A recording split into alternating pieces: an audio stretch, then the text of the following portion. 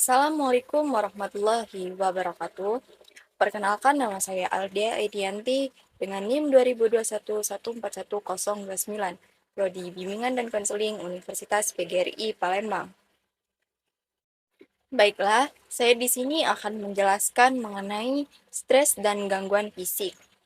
Stres adalah perasaan yang umumnya dapat kita rasakan saat berada di bawah tekanan. Kita merasa kewalahan atau kesulitan menghadapi suatu situasi. Ada beberapa faktor risiko yang menimbulkan stres, yaitu yang pertama, beban pekerjaan. Yang kedua, lingkungan yang tidak aman. Dan yang ketiga, kesenjangan ekonomi. Dan yang keempat, peristiwa yang membuat seseorang menjadi trauma.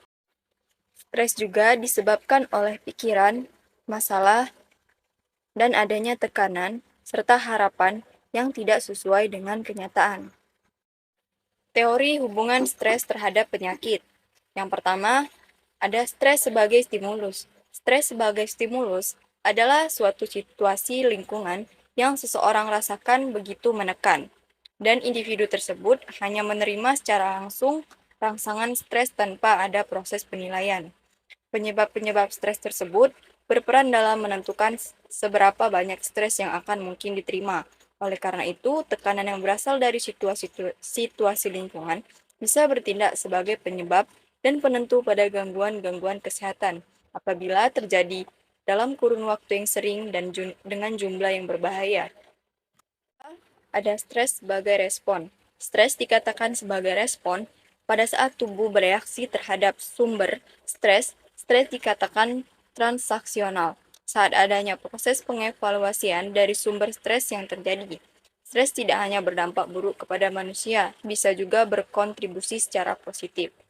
Dan yang selanjutnya ada stres model transaksional. Stres model transaksional berfokus pada respon, emosi, dan proses kognitif yang mana didasarkan pada interaksi manusia dengan lingkungan.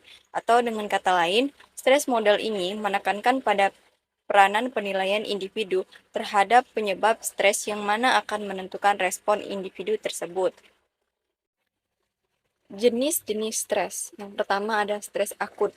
Gangguan stres akut adalah reaksi psikis yang intens, tidak menyenangkan, dan disfungsional yang dimulai segera setelah peristiwa traumatik dan berlangsung selama kurang dari 1 bulan.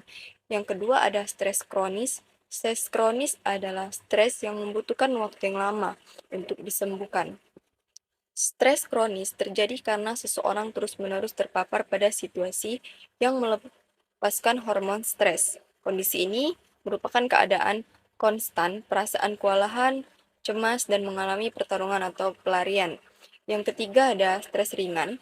Stres ringan adalah stres yang tidak merusak aspek fisiologis dari seseorang. Stres ringan umumnya dirasakan oleh setiap orang, misalnya lupa, ketiduran, dikritik, dan kemacetan. Stres ringan biasanya hanya terjadi dalam beberapa menit atau beberapa jam.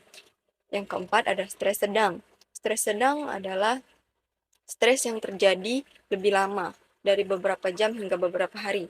Respon dari tingkat stres ini didapat gangguan pada lambung dan usus, misalnya mah, buang air besar tidak teratur, ketegangan pada otot, gangguan pola tidur, perubahan siklus menstruasi, daya konsentrasi, dan daya ingat menurun.